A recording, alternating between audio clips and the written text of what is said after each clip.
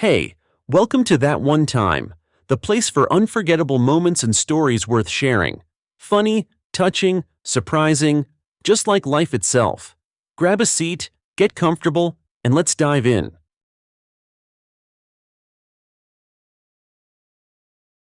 Kate carefully inked yet another circle on the wall calendar, her fingers clamped around a black marker. A sudden thought scorched her mind. I really ought to find a red felt tip.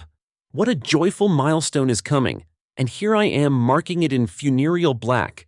Surely that's a bad omen. She counted the ringed-off days and exhaled. Exactly 2 months remained until the due date set by the district antenatal clinic. Pregnancy so far had been a swirl of fretfulness and brand-new sensations. One moment a surge of tears, the next she wanted to vault up and touch the ceiling for sheer, causeless happiness. The night before, her husband Tony had caught her at a very odd feast. She was blissfully biting off flakes of plain white school chalk and chewing with obvious delight. Ultrasound promised a boy, and Tony plus his mother Margaret had already amassed mountains of baby things. Every last item in baby blue.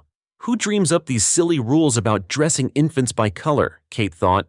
They affect neither the child's health nor his fate. The clinic doctor had sounded a more worrying note. Little mother, your calcium's practically at zero. Drink milk, eat cottage cheese, treat yourself to poppy seed buns. Lots of calcium there, but gently, we don't want extra weight. Otherwise you'll be toothless by month 9. Think how many fillings we've done. 2 teeth already pulled. Please take this seriously. At first Kate was stunned, but, as always, her own mum Faith soothed her by phone with brisk, homespun advice. Sweetheart, when you and Polly were kids, we licked the stairwell paint for minerals. Back then, no fancy diets for mums-to-be. A kilo of buckwheat, half a kilo of beef, a slab of butter, there were your vitamins. Look how sturdy you two grew. If calcium gets dire, buy school chalk, chew a couple of boxes and the calcium will come right back. Just don't take the colored sticks. This is about use, not beauty. At first the idea amused Kate. Pharmacies were stuffed with flashy supplements, and the clinic foyer was plastered with ads promising miracle pills. She put no faith in such wonders. But coincidence, strange and powerful, intervened. On their landing lived a girl Margaret called that impossible swat. 2 days later, Kate met the studious youngster outside a stationery shop. The child beamed. Auntie Kate, teacher said to buy colored paper and paints. Mum's on late shift. I smashed my kitty bank for cash, but I'm scared to go in alone. Let's go together, Kate replied at once. I haven't set foot in a shop like this for ages. Been meaning to buy a pattern book. Plenty of time now, let's do it. They inspected every shelf, and Kate spotted a box of snow-white chalk she suddenly longed to taste. She bought 2 small packs and waited till the ever-present Margaret went out. Kate was on maternity leave. No work, sheer bliss. She tried to stay out of the flat. A whole day beside her mother-in-law was no treat. Better an hour of fresh air than a chat with that old rat, she thought, then glanced around guiltily. She loathed Margaret with all her soul, and with reason enough. To city-bred, aristocratic Margaret, Kate was a rough country girl. In the dainty porcelain kitchen, she felt like an elephant in a china shop, unsure how to sit or answer the woman's probing questions. On Kate's first visit, no one even offered tea in the grand sitting room. Too much honor for a yokel from a village where you still walked to a pole for phone signal and the internet had arrived only 2 years ago. To her granddad, the web was still a UFO. Head bowed, Kate thought of life in Granddad's cottage at the village edge. It felt eons away. She'd never have left for the city, but for Granddad's death. He'd been sipping samovar tea opposite her, jerked twice, and was gone. She'd been terrified, even knowing 90 was no joke. Kate's mother Faith had borne her late, by a traveling project manager. The lively shop assistant had been sending flirtatious signals to married locals. Their wives kept tight hold of their men. Faith's trouble was an hourglass figure. Narrow waist, generous hips, ample top, yet barely 5'0", a mini Venus. Village women laughed. By 18 her body took pity and shot upward. She finished at 5'11", the curve scaling up proportionally. Men stared but steered clear. Wives watched. Rumors swirled to no effect. At Trade College, Faith fell for a city basketballer. Passion flared. She soon became pregnant and, panicking, had an illegal abortion. The doctor's later warning she might never conceive left her dry-eyed. Who at 18 plans motherhood? Faith's mother had died young, a clot while picking tomatoes. With no one to discuss women's matters, her father raised her lovingly but not strictly. He was tall and solid. Faith's figure looked normal to him. "You turned out perfect," he said. "Finish college and come home. Our house will welcome grandchildren one day." Faith obeyed. She ditched the basketballer, ran the village store for years, later adding a bar for the men. Travelers and truckers couldn't resist the statuesque shopkeeper. Even married callers wavered. Locals shrugged. "Better strangers than our own lads straying." Faith was generous. If a jealous wife glared, cheap vodka vanished for half an hour. A broke husband got shoes on credit.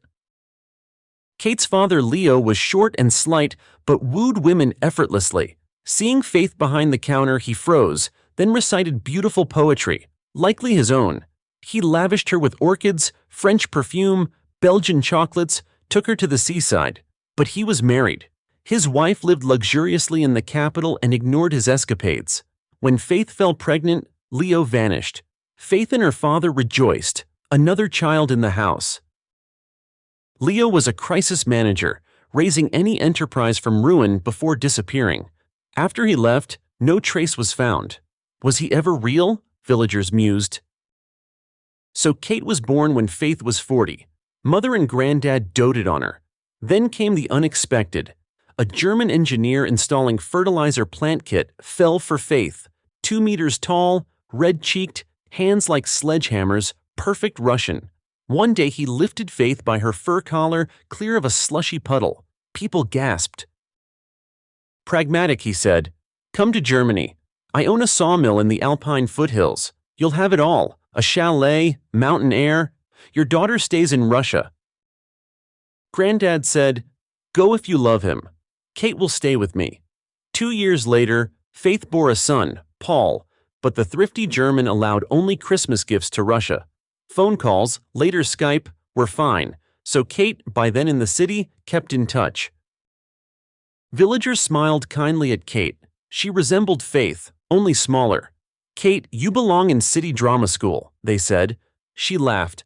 "I'll be a bookkeeper or a nurse." Later she reconsidered. She loved cooking and entered culinary college.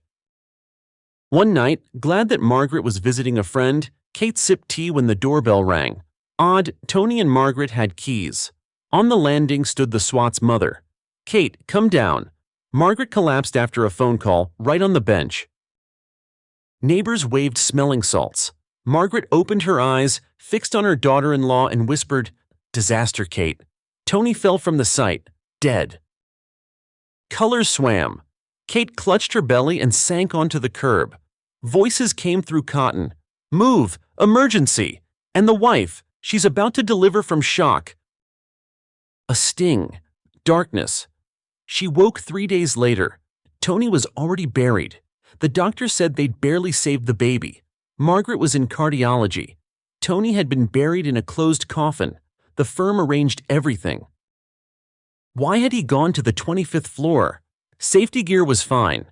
10 days later, the case was ruled an accident. Margaret and Kate now had to coexist until the birth. They tiptoed round topics, visited the grave together. Margaret softened, seeded the kitchen, even fetched pineapples and chalk. A week before term stress put Kate in hospital. Baby Johnny arrived like a sunbeam. Jet black curls, huge gray-blue eyes. Margaret adored him, buying top-of-the-line everything. Kate protested, then gave up. Grandma babysat round the clock. By 3 months, Johnny thrived, and Kate even slept nights. Life seemed to mend, until one night she fetched water and heard Margaret whisper, "I can't wait for my Tony to come home. My poor boy barely agreed to this cruel charade." "Tony alive?" Kate froze. Margaret went on. "I've endured that simpleton a year only for the grandchild.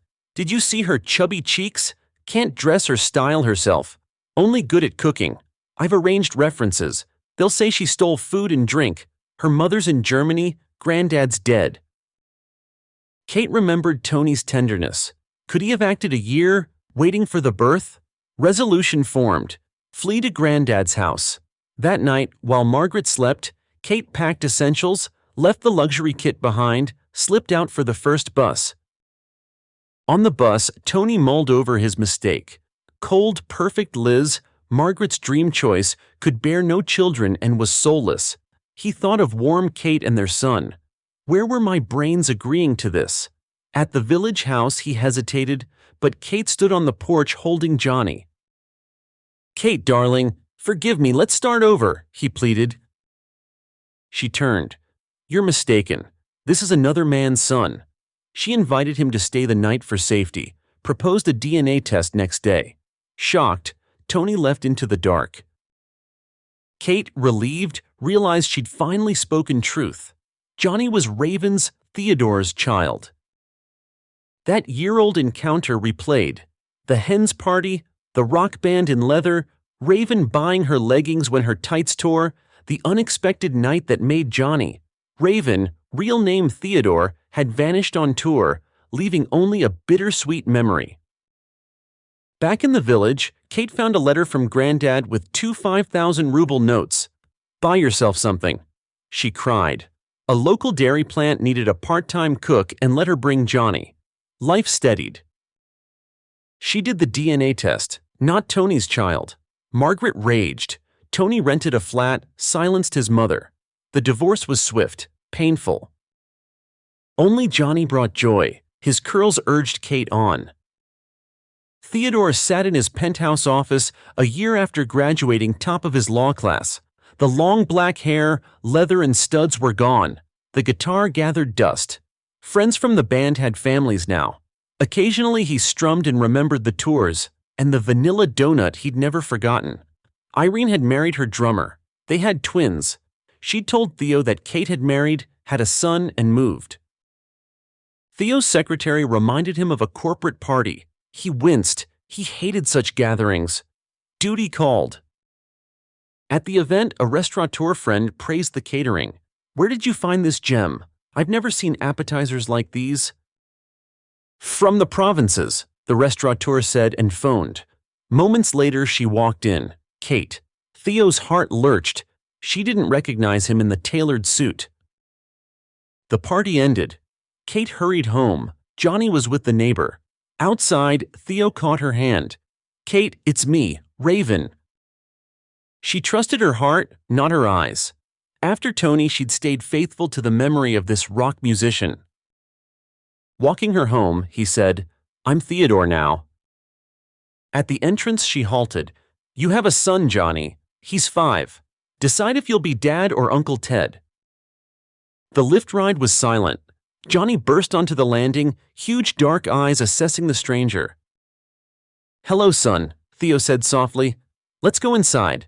I've a lifetime to tell you about, and I hope you'll forgive me for being away so long."